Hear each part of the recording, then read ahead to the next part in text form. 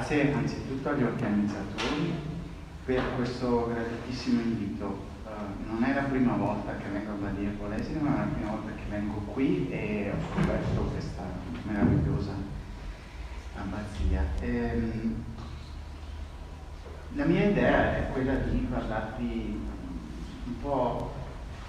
senza rete, ma in maniera un po' impegnativa di Europa, perché l'Europa è una cosa complessa e la sua complessità è uno dei problemi.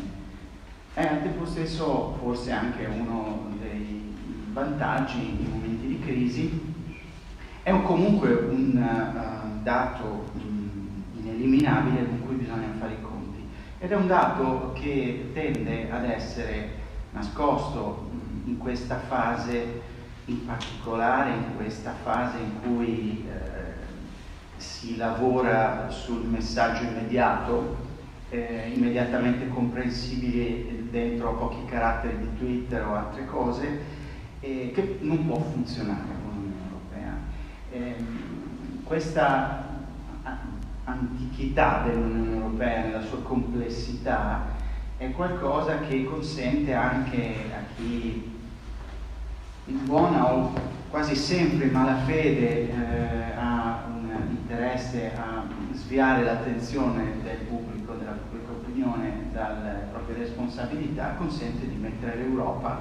sul tavolo degli imputati, perché tanto comunque noi non ci capiamo niente, basta dire che c'è l'Europa che è colpa sua. Ecco, prima osservazione. Seconda osservazione che rende importante parlare in modo consapevole di Europa. Seconda osservazione è che poi anche chi è europeista convinto, o magari nell'ultimo momento, non importa, ci dice ma la dobbiamo cambiare, e tutti siamo d'accordo che va cambiata, perché tutti abbiamo la percezione che sia una creazione in parte incompiuta, di sicuro in questa complessità in parte inadeguata, e quindi cosa vogliamo di meglio di qualcuno che ci dice che abbiamo l'Europa? Eppure anche qui si nasconde spesso, forse anche inconsapevolmente, perché non è detto che chi entra in un ragionamento politico lo faccia sempre dopo essersi formato a fondo sulle questioni su cui si deve intervenire. Lo vediamo sullo iato che c'è tra programmi e messe in atto anche a prescindere dall'Europa. Dico, qui interviene una necessità di ulteriore attenzione, perché cosa si può e come si può cambiare in Europa. È fondamentale capirlo, saperlo, per capire dove si può agire, dove non ha senso in realtà in questo momento storico cambiare, perché non sarebbe praticabile, e dove invece si può agire. E allora dobbiamo anche chiedere conto a chi è nelle posizioni di farlo del perché non lo faccia e del perché non si muova nei modi che consentono, che possono consentire questi cambiamenti. Quindi questa è un po' l'idea di fondo. Vi chiedo in anticipo scusa perché utilizzerò concetti giuridici anche relativamente complessi, ma credo che sia fondamentale. Non abbiate, come dire, timore anche proprio di interrompermi. Il punto di partenza è l'Europa. Interrompermi per chiedere, per dire non si capisce. L'Europa, anzitutto dobbiamo renderci conto che non è una semplice unione di stati, gestita secondo dei paradigmi classici della diplomazia internazionale,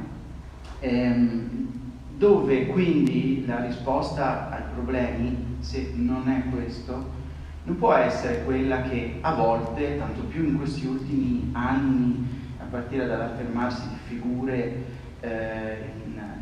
diciamo, capo a grandi potenze particolarmente dirette nelle modalità di gestione dei rapporti diplomatici, penso a Trump, all'idea che intanto ti minaccio, poi ti faccio sedere a un tavolo e poi ne discutiamo e magari viene fuori un grande successo, a parte che funzioni o non funzioni, questo è un altro discorso, ma questo sicuramente in Europa non può funzionare, perché l'Europa non consente a 28 persone, per quanto importanti, di mettersi attorno a un tavolo e cambiare qualcosa, assolutamente no. Ovvero sia delle cose, delle scelte di indirizzo, senz'altro queste persone hanno una grossa responsabilità e dei poteri in questa direzione, ma non possono cambiare quello che non funziona da soli. Quindi la politica dei mostrare i muscoli, magari del ricatto, del fare la voce grossa magari con degli amici che fanno la voce grossa, ma che poi stanno dalla parte sbagliata quando si tratta di discutere le questioni che a noi, parlo dell'Italia, interessano, è fallimentare in partenza, proprio perché disconosce le modalità, le strutture con cui si fa il diritto in Europa, si prendono le decisioni in Europa. Non sono quelle del tavolo in cui ci si mette d'accordo e magari chi è forte o si è dimenticato di essere forte, perché un po' questa è la narrativa, l'Europa, l'Italia è un paese forte, è sempre stata remissiva, adesso andiamo lì, e non lo diceva solo Salvini, lo dice anche qualcuno che è appena uscito da questo partito, andiamo lì e facciamo sentire la nostra voce, così le cose cambieranno. Questa logica nei meccanismi dell'Unione Europea non funziona. L'Europa è un quadro di cooperazione sì tra stati sovrani, sì, e poi ci torneremo, ma gestito da regole giuridiche, regole di diritto internazionale vincolanti, regole giuridiche che sono, questo è già un secondo punto da affrontare insieme, che sono, come dire, controllate, il cui rispetto è controllato e garantito con dei meccanismi particolarmente efficienti, che non sono soltanto la Commissione e la Corte di Giustizia che stanno lontano e che ci possono dire quello che vogliono, poi noi facciamo quello che vogliamo perché siamo padroni a casa nostra, no. No, perché l'Europa è un sistema giuridico vincolante di tipo internazionalistico, con dei meccanismi che funzionano molto bene per il controllo del rispetto degli impegni da parte degli Stati, ma è anche altro. E è in particolare qualcosa che, lo vedremo tra un attimo, entra direttamente nella disciplina delle vite di ognuno di noi, ma per questo dà anche delle garanzie che sono dei meccanismi di attuazione, controllo e di rigidità del sistema, che rendono il sistema non toccabile dalla volontà immediata, anche volendo mettersi tutti insieme di 28 o 27 a breve capi di governo, perché è un sistema in cui ci sono delle precise garanzie. Allora, rimanendo a livello primario, a livello dei trattati che fondano questo sistema, queste garanzie non sono solo il controllo della Commissione della Corte di Giustizia, ma sono anche le garanzie sui meccanismi di cambiamento. Allora questo è fondamentale che ce lo abbiamo presente. Il cambiamento del livello primario dei trattati, l'altro ieri mi pare, Mattarella ha rilasciato una visibile dichiarazione che l'architettura dell'Europa va cambiata e in particolare l'architettura dell'Unione Monetaria. Siamo d'accordo e non intendo dire che Mattarella sta facendo aria fritta, tuttavia sappiamo cosa vuol dire questo, vuol dire cambiare i trattati. Cambiare i trattati vuol dire mettersi a 28, a breve forse, punto di domanda, 27, non lo sappiamo, comunque a 28 attorno ad un tavolo che non riunisce quei 28 potenti, ma riunisce anche il Parlamento europeo, i suoi rappresentanti, riunisce la Commissione, e poi però dopo, quando ci si è messi d'accordo sui cambiamenti, si va davanti ai Parlamenti nazionali, si va davanti in alcuni Stati al popolo sovrano con un referendum confermativo, e sappiamo che lì si può fermare tutto. Non solo, ma anche nella discussione del cosa cambiare, si parte con un'idea di cambiare qualcosa, ma si è aperto un tavolo in cui può cambiare tutto, e quindi può anche naufragare tutto. Quindi già il meccanismo internazionalistico è particolarmente rigido in questo contesto, e non ci consente di dire andiamo, cambiamo l'Europa e torniamo a casa. È molto complicato, e in questo contesto storico e politico in cui ci sono stati, è inutile negarcelo, fino all'altro ieri c'era anche l'Italia in questa lista. Ci sono stati che non sembrano volere più l'Europa. Se ci mettiamo attorno ad un tavolo abbiamo bisogno del consenso di tutti, compresi degli stati del gruppo di Visegrad, per cambiare l'Europa. Questo cambiamento o naufraga o va in una brutta direzione. Quindi in questo momento storico io credo pensare ai cambiamenti dei trattati è illusione. Questo non significa che non ci sia uno spazio importante di innovazione, di cambiamento, di miglioramento.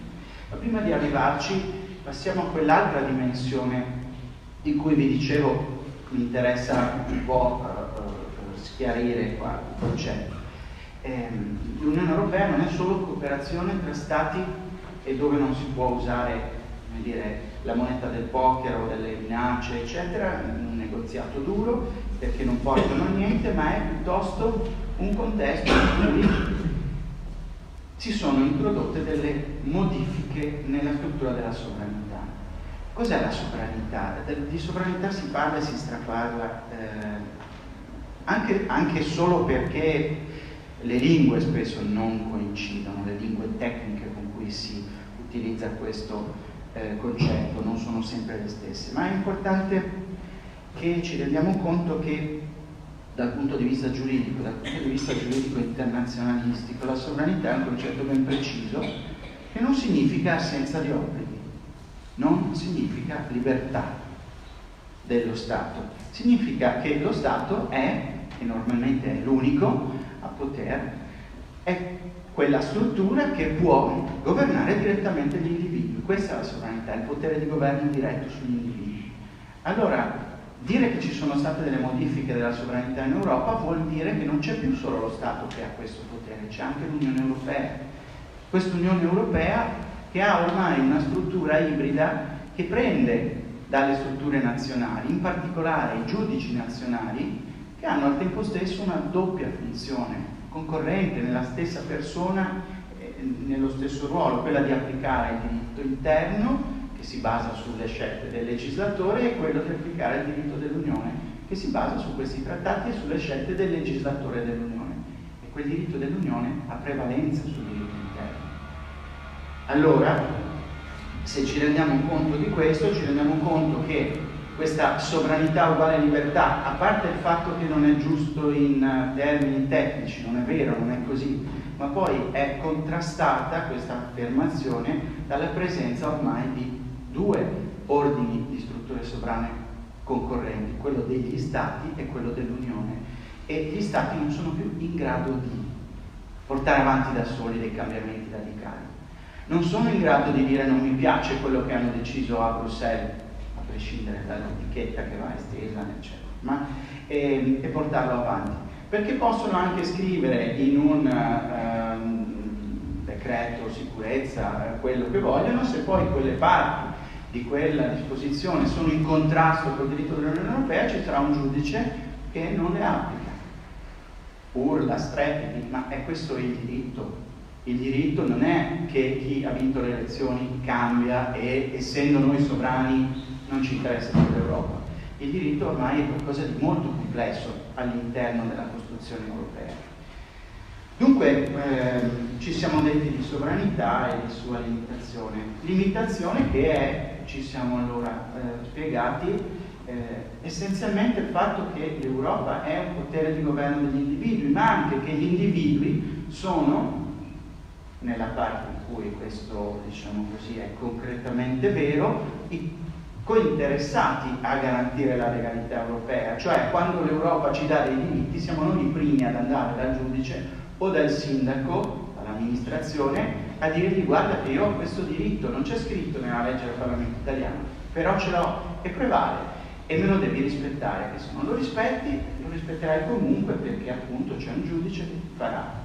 rispettare questo diritto. Quindi è una costruzione che ha trovato dal basso negli individui degli alleati importanti, degli osservatori, ma anche dei custodi di questa legalità, perché hanno l'interesse a portare avanti questo sviluppo, a far valere i loro diritti contro decisioni diverse. E questi sono diritti che hanno una portata molto importante. Si dice l'Europa è qualcosa che non non è abbastanza sociale. È vero, probabilmente è vero, in una parte significativa è vero, però anche qui si nasconde una grande semplificazione, in parte una grande sciocchezza. L'Europa nasce come mercato e quindi l'Europa è liberista, anche qui qualcuno in Europa è sicuramente liberista, ma non solo in Europa, anche in Italia qualcuno non è liberista e la struttura giuridica dell'Unione Europea non è necessariamente liberista, che poi negli ultimi decenni siano prevalse le forze che hanno utilizzato sia il diritto interno dei singoli Stati membri sia anche il diritto dell'Unione Europea per portare avanti politiche liberistiche è un dato di fatto reale, ma ha a che fare con la politica e non con il diritto dell'Unione Europea. Il mercato dell'Europa è un mercato unico, non è un mercato senza regole, vuole che le regole siano uniche o quantomeno che si parlino le diverse regole, si coordinino i diversi stati, le regole dei diversi stati e consentano la circolazione nel mercato. Ma questa circolazione nel mercato, questa parola ci sembra così lontana dal sociale, invece contiene in nuce un enorme elemento di Europa sociale che c'è fin dall'inizio, che è il principio di non discriminazione in base alla nazionalità in relazione alla posizione dei lavoratori migranti. Siamo lontani così dalla situazione degli anni 50-60 in cui noi partivamo a migliaia con i treni verso il nord, però quello c'è nella nostra storia e quello c'è ancora, anche se meno evidente, nel nostro presente. Allora, questa Europa della libera circolazione nel mercato ha un asse fondamentale nel divieto di discriminazione in base alla nazionalità nel trattamento dei lavoratori migranti, ma anche dei loro familiari, perché non stiamo solo parlando dei diritti economici dei lavoratori, il fatto di avere diritto al lavoro, il fatto di avere le stesse condizioni di lavoro dei nazionali, non poter essere discriminati rispetto ai nazionali. Il gastarbeiter italiano non può essere discriminato rispetto al lavoratore tedesco, bene, e questo ci interessa, ma anche, e questo stiamo parlando di un'innovazione tra virgolette del 1971, quindi ha diversi decenni ormai alle spalle, ma anche l'estensione alle persone che stanno in un altro Stato membro, in parte di casi allora per scelta di lavoro migrante, ma dopo anche per scelta di cittadinanza europea, appunto, cioè voglio andare a vivere da un'altra parte, sono equiparati in relazione anche agli altri vantaggi sociali e fiscali, che significa che la famiglia del lavoratore migrante ha diritto agli stessi assegni di famiglia, ha diritto agli stessi premi a scuola per il rendimento scolastico, ha diritto agli stessi sconti per l'uso dei mezzi pubblici, ha diritto alle case popolari. Certo, l'Europa non ha creato una politica sociale comune, questo è inequivocabile, a meno che non andiamo a guardare alcuni settori dove ci sono stati dei punti di avanzamento importanti, ma marginali, settoriali. Però ha portato a questa situazione di grande civiltà dell'universalizzazione dello Stato sociale nazionale in ogni Stato, vietando la discriminazione in base alla nazionalità. E con l'inizio del nuovo secolo, insomma con il 2004 in particolare, tutto questo meccanismo, che è un importante meccanismo di civiltà sul piano sociale, dei diritti sociali, è stato esteso ai lavoratori e comunque ai soggetti legalmente residenti di stati terzi. Quindi ormai l'Europa è un meccanismo di universalizzazione dello Stato sociale in ogni Stato fa la sua scelta di Stato sociale, ma poi quello Stato è vincolato a trattare tutti allo stesso modo, i suoi cittadini, i cittadini dell'Unione, i cittadini di Stati terzi legalmente residenti e i loro familiari, in tutto questo ambito che è significativo. Quindi questa Europa solo mercato, andiamoci a guardare dentro, per lasciare fuori l'ambiente, per lasciare fuori la sicurezza del lavoro, che sono aspetti su cui l'Europa ci ha portato avanti. Non siamo andati avanti noi, l'Europa ci ha dato diciamo qualche orientamento specifico. Bene, arriviamo all'ultimo, ma sempre nel contesto dell'attualità bruciante, all'ultimo aspetto, che è quello della gestione dell'asilo. Anche qui l'Europa certo ha fatto poco, perché ha adottato delle regole che funzionano male per quanto riguarda la gestione delle domande di asilo, ma anche qui ha posto un principio fondamentale, che è quello che i richiedenti asilo non vanno discriminati. Quindi quando noi abbiamo di nuovo un decreto sicurezza che cancella i diritti dei richiedenti asilo, stiamo giocando col fuoco. Ovviamente quelle persone hanno difficoltà ad accedere ad un giudice, ma quando ci arrivano / arriveranno, tutte queste cose, se si spera non saltano prima per ragioni politiche, di sviluppi appunto agostani a cui abbiamo assistito e che ci hanno privato di alcuni ospiti, ma bene così. Dunque, ecco, stiamo parlando di un'Europa che ha a che fare con tutto quello che è più scottante sul tema di una forza riformista, sul tavolo delle scelte di una forza riformista. E su questo punto è importante che ci ricordiamo una cosa, e torniamo ai discorsi che facevamo prima del quadro internazionalistico e della sua complessità, perché si innesta su un quadro dove c'è una dimensione sovrana dell'Unione Europea. Su questo punto non si può dire beh, ma gli altri non fanno abbastanza, quindi noi non facciamo quello che dobbiamo fare, perché questo sarebbe un modo di ragionare appunto di vecchio stampo internazionalistico, reciprocità, contromisure. Tu non rispetti, allora non rispetto neanche io. Non si può fare in Europa. In Europa si deve rispettare, poi si dovrà chiedere conto a chi non rispetta e si dovrà cercare di cambiare quello che non ci piace. E sull'asilo è evidentissimo cosa non ci piace ed è oggettiva l'inadeguatezza di queste regole. Però a questo punto siamo arrivati al discorso, diciamo, più operativo, di visione, se vogliamo. A questo punto ci dobbiamo chiedere a chi chiedere conto di cosa va cambiato, di cosa sta facendo nelle sedi opportune. Quindi ci dobbiamo chiedere, ma per farlo dobbiamo un po' studiare, dobbiamo capire come funzionano i meccanismi normativi dell'Unione Europea, dobbiamo chiedere al nostro governo che si attivi nei modi giusti per sostenere delle proposte che vanno nella direzione che ci interessa. Sostenerle significa trovare degli alleati che costruiscano una maggioranza qualificata in Consiglio, tale per cui ci arriviamo all'adozione di quelle proposte. E se noi ci arriviamo con i 4 che stanno fuori, invece che stare con i 22 che stanno dentro al ragionamento costruttivo, evidentemente abbiamo sbagliato strada, cioè siamo sicuri che non costruiamo niente, perché siamo sicuri che saremo nella minoranza squalificata. Non esiste questo concetto, ma lo dico giusto per ridere, invece che nella maggioranza qualificata. Questo ovviamente riguarda il precedente governo. A questo punto dobbiamo chiedere al nostro governo cosa sta facendo e dobbiamo sapere cosa può e deve fare. Dobbiamo chiedere ai nostri europarlamentari cosa stanno facendo, perché il Parlamento europeo ha pochi poteri, d'accordo, il Parlamento europeo non ha gli stessi poteri di un Parlamento nazionale, ma di poteri ne ha tanti. Solo che per farli funzionare in un certo modo ci vuole visione politica e ci vuole una visione politica europea che parte dalla consapevolezza di quali sono le competenze nell'Unione e poi del Parlamento nell'Unione, ma che supera le dimensioni nazionali. Noi siamo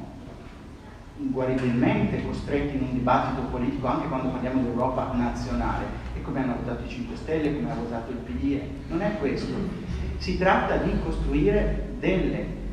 politiche e delle forze che portino avanti quelle politiche nel Parlamento europeo transnazionali, perché questo è il modo di funzionare dell'Europa. Dunque abbiamo davanti la necessità di un passaggio radicale di forme della politica. Restiamo ancorati alle forme nazionali, non siamo in grado di influenzare questi cambiamenti, non siamo in grado di sfruttare la possibilità che c'è anche nel Parlamento europeo di cambiare le cose. E invece dobbiamo costruire delle reti di dialogo, io non lo so quali siano le forme, questo spetta a chi fa politica immaginando di più, ma delle forme di partiti transnazionali che parlino a livello nazionale, che recepiscano le indicazioni nazionali, che costruiscano un dibattito pubblico europeo su cui poi noi elettori saremo in grado di chiamare alla responsabilità chi abbiamo eletto. Questo richiede evidentemente delle forme diverse per l'elezione al Parlamento europeo che non dei destini bloccati, questo è abbastanza evidente. Richiede tante cose, ma richiede la nostra consapevole partecipazione. Dal basso dobbiamo chiedere queste cose partendo dai nostri partiti politici, partendo dai nostri responsabili di governo, partendo da chi abbiamo eletto perché stia in Europa. E se riusciremo a fare questo, riusciremo a introdurre degli spazi di appropriarci, degli spazi di riformismo molto grandi che ci sono adesso nel diritto dell'Unione Europea, senza aspettare di cambiarne l'architettura. Benissimo se tra 5 anni, 10 anni ci sarà un clima politico europeo diverso che ci consentirà anche di cambiare l'architettura, meglio, ma abbiamo adesso la possibilità e la responsabilità di non restare ad aspettare, ma di fare le cose che si possono cambiare. E in questo momento, e chiudo su questo, paradossalmente